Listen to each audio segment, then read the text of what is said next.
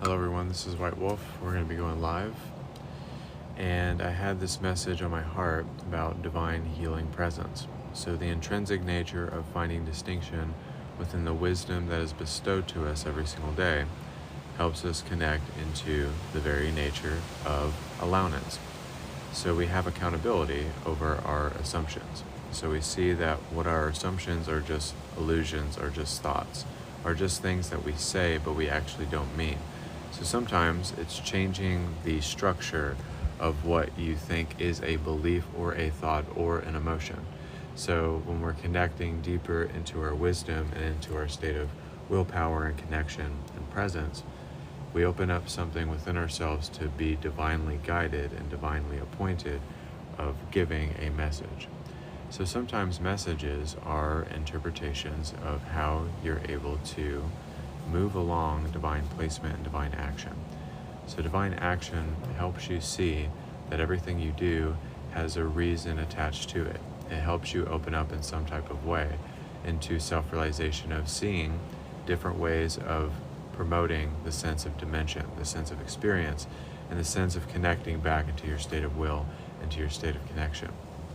So whenever we give messages, we help ourselves to a way of being a tool for the Creator, for creation itself, and also just life in general. So it's an act of courage because you're choosing to not give your power away to the things that help you feel disoriented, feel disconnected, or feel as if you are not in your own right mind. So sometimes we have to change the connection or the definition of what it means to be disillusioned. So it helps us discover what the illusions are, how do we counteract them, and how do we combat the illusions that we experience all the time. So sometimes it's all about opening up to the very fact that you can change how you innately feel all the time. So we always change all the time. We always grow and shapeshift and morph into everything that we're supposed to become in that moment. But sometimes it takes a little bit of presence and it takes a moment of intrinsically connecting to your willpower. So you come back into a state of conviction, a state of faith, a state of wonderment or questioning. So sometimes when we're along the journey and the path, the power to know, the power to understand is the power to accept whatever it is that you're wanting to do and create and place out into creation. So sometimes it's kind of feeling into the understanding that everybody is different in their own nature and their own connection. Everybody connects meditatively a lot differently than what we think of it as. So a lot of the times it's trying to discover what are we really and why are we here? So that's the betterment of the awakening. Now the overview of the spiritual awakening helps you understand the nature of intention, the nature of affirming, confirming what you are, having a divine connection within oneself. So it kind of gives you like a bit of a vantage point of connecting into the will that is present, but also using your quirks as a way of generating a gift within oneself.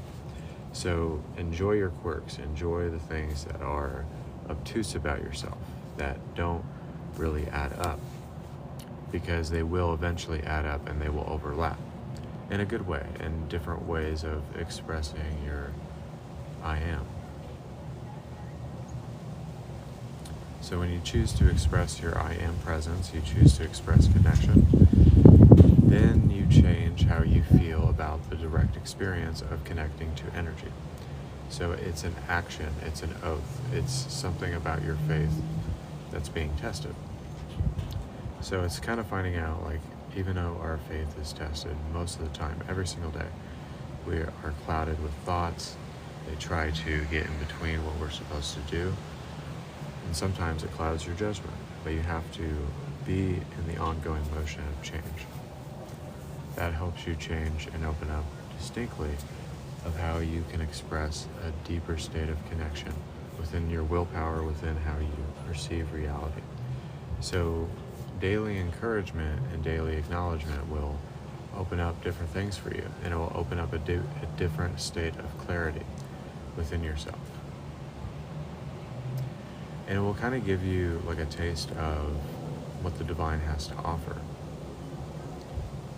And it will make you feel as if you are not even here. You're not even a person, but you are an energy that supersedes all understanding. Absolutely.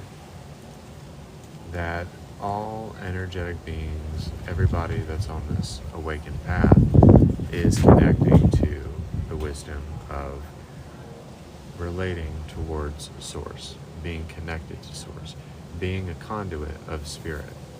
So it's kind of like no matter what we do, it has to become a sense of dedication, opening up, wanting to connect to your energetic fields and things of that nature. So sometimes it's just the ability to accept change, accept transformation, and to accept the reception and just go along the journey knowing you don't know what's going to happen all the time. You don't know what's going on half the time. But it does change you as a person, and it shows you how to be comfortable within your innate wisdom and faith. And in thinking of the squirrel spirit, the squirrel is an omen of solving problems easier, not making it too complicated, not making it a big thing. So sometimes when we don't overcomplicate things, or we don't project over them and feel like we have to speak towards something, then we don't have to sell our allegiance to the state of will that feels disingenuous or feels like an imposter. But you're actually just being a different type of apostle in this space-time continuum, a prophet, an energetic being, extraterrestrial, no matter what it is or how you view God, but God is everything. So if we are everything, then we are everything that we want, but we just don't understand why we want it, or why we would want to fight gravity or go against the grain and not make it copacetic.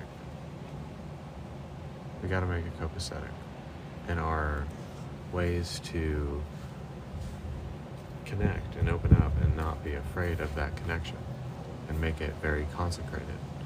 If we make it consecrated, then we're able to make it something real, tangible, and very well connected. So if we give ourselves that leeway into connection and inspiration, then we're changing how we're perceiving it, viewing it, sensory input, the image in our mind, no matter what it is. It just helps us develop a sense of wanting to attract the future, wanting to attract the connection, wanting to be a part of that connection, and never negating what that connection is. So it kind of gives us a vantage point of how we can connect energetically as a way of service, vocation, and distinction. So some of us are here for a reason. We're here for this brief moment to help open up consciousness and connect people to their state of transformation, their state of will. And we just have to accept the journey and the path that takes us there.